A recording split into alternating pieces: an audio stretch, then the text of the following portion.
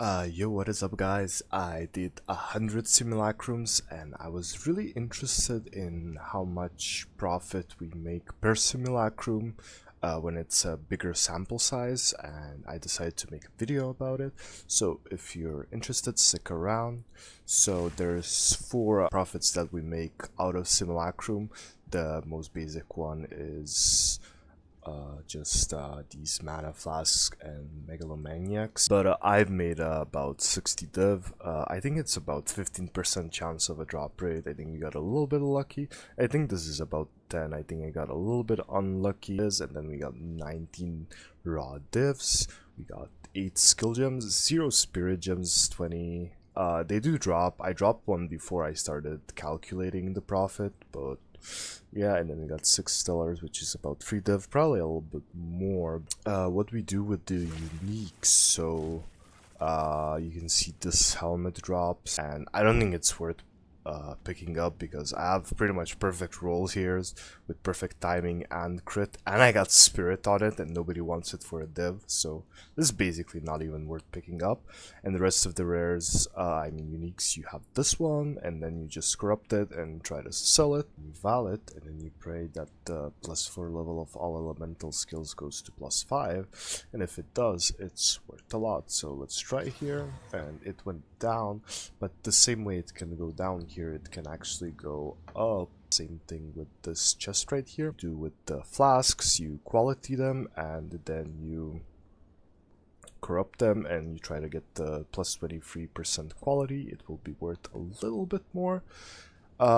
You don't have to do that, you can just sell them as is. With these megalomaniacs, you just just show you how I check them out. So this is the trade site, and we have one that is, let's see, shattering blow,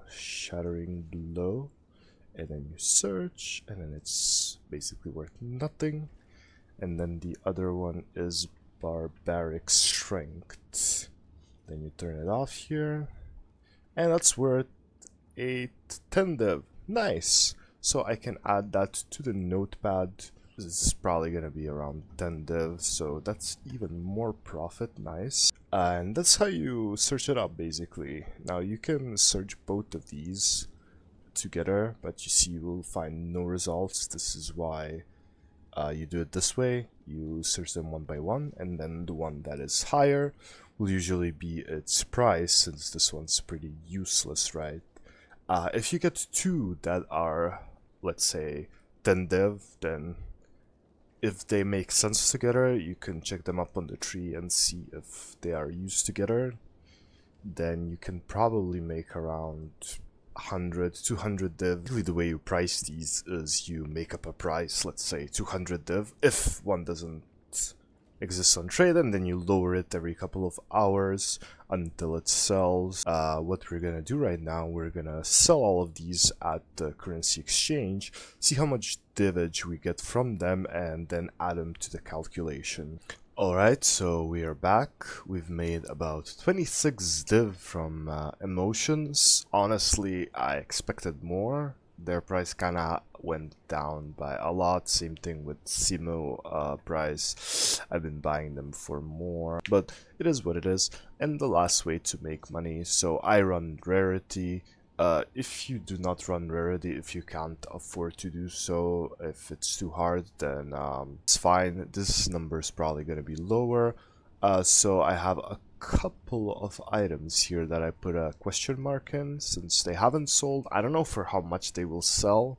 They'll probably sell, just not for this amount, so whatever. This is RNG anyway, so I'm just gonna put in the stuff that's sold, which is 21 div, and then let us calculate all of this and see how much we have earned. So we got 49 div from the flask, plus 70 from Megalomaniacs, which is kind of crazy, plus 19 raw div, plus 3.17 from skill gems level 20, and then 3 from stellars, and then 21 from rares, which could go up, and then the stilled emotions, which was plus 26, and then we have 191, and then we remove the investment, which was 34.48. Now this all depends on the price of simulacrums and price of everything. So let's calculate the div per hour that this took us. Let's div per hour. So let us see. So we divided by 100. Very simple. So 1.5, 1.6 div per simulacrum. Now let's say we do about 5 per hour. So we multiply it by 5, and we have made almost 8 div per hour, which is pretty low, I'd say. I was expecting a little bit more, but it is what it is. The benefits of running simulacrums versus running normal maps is that there's basically like no setup.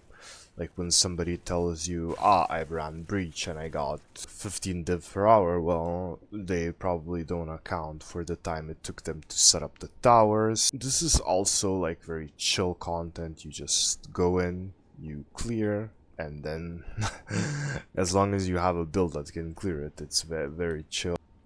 Alright, so there is another way to make money from simulacrum, and since it's a level 82, if you do the max difficulty, you get level 82 area level, and it drops item level 82 bases, so you can craft them. So you can work in boots here. The plus 35% movement speed drops on item level 82 bases. I used to do this. It's good money, but it's pretty tedious and very RNG, so you just slam an essence of speed, and then you pray for 35, and then you just slam exalts, and then if the item is really good, it's gonna be valuable, and then if it's like 4 good stats with 35% movement speed, then it's really, really good. You're gonna make a lot of money out of that, but you have to collect a lot of them, put them in a tab, and it's very annoying. So what I usually just do, I collect attuned ones and siphoning ones, just slam them with the essence of electricity, and you pray for a +5. You can get a +4 and then slam it with exalts. It might become good if it has cast speed, spell damage, lightning damage, all the good stats, but basically you want the +5, and then you slam it, and then you might have a chance of getting like an insane one that's worth like 300 div. It's basically like gambling. You don't have to do this, you can just ignore this part, block them in your loot filter. I also collect these dual string bows, so these bows can roll +2 arrow, which is already worth it on its own. It's like a div if you get that mod. Because you can just chaos and then maybe you get lucky. People gamble with that. I usually just like to gamble with the chaos myself, but what I do with these bows, I slam a physical essence, and then if it's really high rolled, I just do the greater physical essence, and I pray, and then if you get 2 of really good fizz, then you just slam them, and it has a high chance of being really good. Now, what I also collect is these chiming staves, so you slam them with these essence of sorceries, which gives them a chance to get +6 level of all spells, and it's very, very valuable. I think it's about 3 to 4 div just with that mod, because people use it on Archmage, right? I don't have it +6 here. And then if it rolls cast speed, it's worth even more. It might be worth with max roll cast speed. You can also drop level 19 sigil of power if it's item level 84 or 85. I think it only can drop from bosses, but I'm not exactly sure. Let me actually check sigil of power. It's level 19. No, I do. Oh, well, I only got one. It's pretty rare. Yeah, it's item level 84. So yeah, that one with +6 is worth like 25 dev, I think. But the chances of getting +6 is very, very low, right?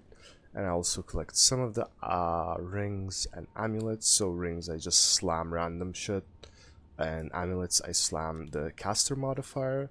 And then you want either +2 or +3 of all spells. So yeah, I don't know if I have enough here, but these are sorcery, these are the fizz modifiers, and these are the electricity, so really good. So what you do is you type in wand and normal, then you take this essence of electricity, and then you spam them. Oh, I think we hit it, because people are spamming me. What you do from this point forward is you aug it, and you pray.